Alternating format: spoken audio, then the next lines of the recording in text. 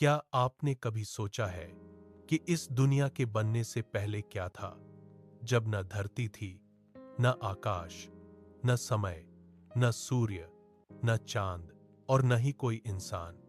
तब आखिर क्या था? आज की यह कहानी केवल एक कहानी नहीं, बल्कि आत्मा, परमात्मा और इस पूरी सृष्टि के सबसे गहरे रहस्य को प्रकट करने वाली यात्रा है। एक ऐसी यात्रा जो शायद आपको आपके असली स्वरूप से मिला दे। तो आंखें बंद कीजिए और कल्पना कीजिए उस समय की जब केवल परमात्मा था, जब केवल परमात्मा था।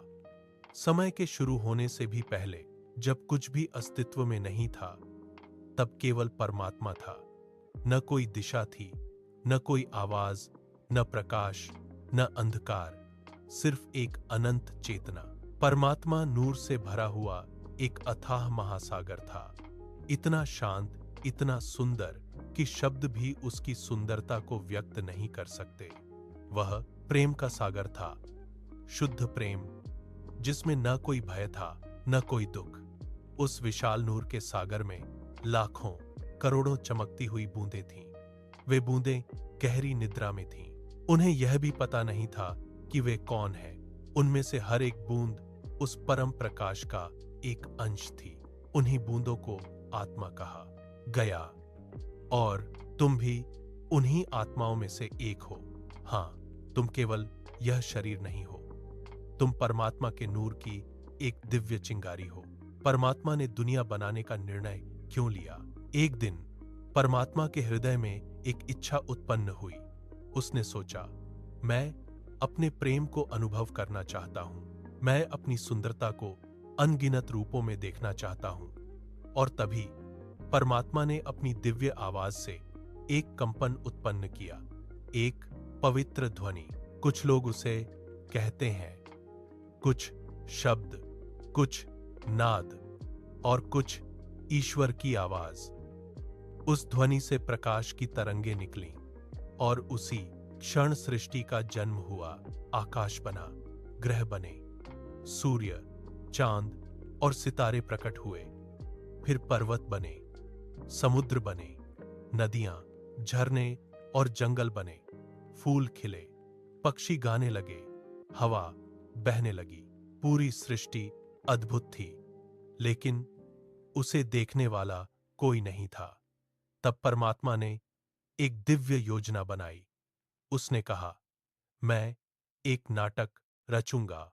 उसने इस नई दुनिया को एक विशाल मंच बना दिया और आत्माओं को अभिनेता। वह स्वयं निर्देशक बन गया। इस नाटक का नाम था जिंदगी। हर आत्मा को एक अलग किरदार दिया गया। किसी को राजा बनाया गया, किसी को भिखारी, कोई अमीर बना, कोई गरीब, किसी को शक्ति मिली, किसी को संघर्ष, किसी को सुंदर शरीर मिला, किसी को साधारण। लेकिन एक रहस्य था, सभी किरदार अलग थे, पर आत्मा एक जैसी थी। हर आत्मा उसी परमात्मा का अंश थी। फिर वह क्षण आया जब आत्माओं को शरीरों में भेजा गया। जैसे ही आत्मा शरीर में प्रवेश करती, उस पर माया का पर्दा पड़ जाता और उसी क्षण वह भूल जाती कि वह वास्तव में कौन है। उसे लगने लगता, मैं यह शरीर हूं। यहीं से शुरू होता है दुख। आत्मा जो कभी अनंत थी, अब खुद को सीमित मानने लगती है। वह नाम, पहचान और रिश्तों में उलझ जाती है। वह भूल जाती है कि वह परमात्मा का अंश है। माया क्या है? माया वह शक्ति है जो अस्थायी चीजों को स्थायी दिखाती है, जो झूठ को सच जैसा महसूस कराती है। मनुष्य धन के पीछे भागता है, नाम के पीछे भागता है, सुख के पीछे भागता है, लेकिन उसे शांति नहीं मिलती। क्यों? क्योंकि आत्मा इस संसार की नहीं है। उसका असली घर कहीं और है। यह संसार केवल एक अस्थायी पड़ाव है, लेकिन माया इतनी शक्तिशाली है कि आत्मा बार बार भूल जाती है। क्या आपने ध्यान दिया है, जिस चीज को पाने के लिए इंसान पूरी जिंदगी भागता है, उसे पाने के बाद भी वह पूरी तरह खुश नहीं होता। क्यों? क्योंकि आत्मा की भूख भौतिक चीजों से नहीं मिट सकती। आत्मा परम आनंद चाहती है, और वह आनंद केवल परमात्मा में है। इसीलिए दुनिया की हर खुशी कुछ समय बाद फीकी लगने लगती है। धन, संबंध, सफलता सब अस्थायी है, लेकिन इंसान इन्हीं को स्थायी मान बैठता है और यही दुख का कारण बनता है।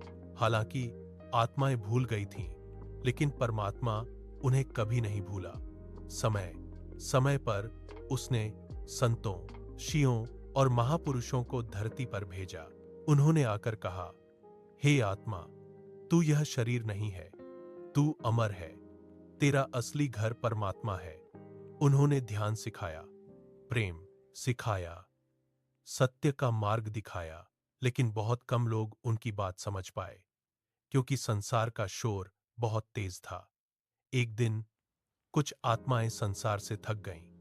उन्होंने पूछा, क्या जीवन केवल इतना ही है? क्या जन्म और मृत्यु का यही चक्र चलता रहेगा? और तभी उनकी भीतर की यात्रा शुरू हुई। उन्होंने बाहर देखना बंद किया और भीतर देखना शुरू किया। ध्यान किया, मौन में बैठना सीखा। धीरे धीरे मन शांत होने लगा, और जब मन शांत हुआ तो आत्मा को भीतर एक दिव्य प्रकाश दिखाई दिया। एक अनोखी ध्वनि सुनाई देने लगी। वह वही ध्वनि थी जिससे सृष्टि की शुरुआत हुई थी। असली जागरण का अर्थ चमत्कार करना नहीं है।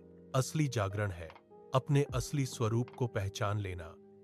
जब आत्मा समझ जाती है, मैं शरीर नहीं हूं, मैं मन नहीं हूं, मैं परमात्मा का अंश हूं, तब भय समाप्त हो जाता है, मृत्यु का डर खत्म हो जाता है, क्रोध कम होने लगता है, लोभ समाप्त होने लगता है, क्योंकि आत्मा जान जाती है कि वह कभी नष्ट नहीं हो सकती। लोग मृत्यु से डरते हैं, लेकिन मृत्यु अंत नहीं है। मृत्यु केवल शरीर का परिवर्तन है। जैसे कोई व्यक्ति पुराने कपड़े बदलता है, वैसे ही आत्मा शरीर बदलती है। आत्मा न जन्म लेती है, न मरती है, वह शाश्वत है। लेकिन जब तक आत्मा अपने असली स्वरूप को नहीं पहचानती, तब तक वह जन्म और मृत्यु के चक्र में घूमती रहती है। तो परमात्मा तक कैसे पहुंचा जाए? क्या जंगलों में जाकर? क्या सब कुछ छोड़कर? जरूरी नहीं। परमात्मा बाहर नहीं, भीतर है। जब मन शांत होता है, जब हृदय प्रेम से भरता है, जब अहंकार समाप्त होता है, तब परमात्मा का अनुभव होने लगता है। ध्यान, नाम जप, सेवा, सच्चा प्रेम, ये सब आत्मा को उसके स्रोत की ओर ले जाते हैं। कल्पना करो, रात में तुम सपना देखते हो।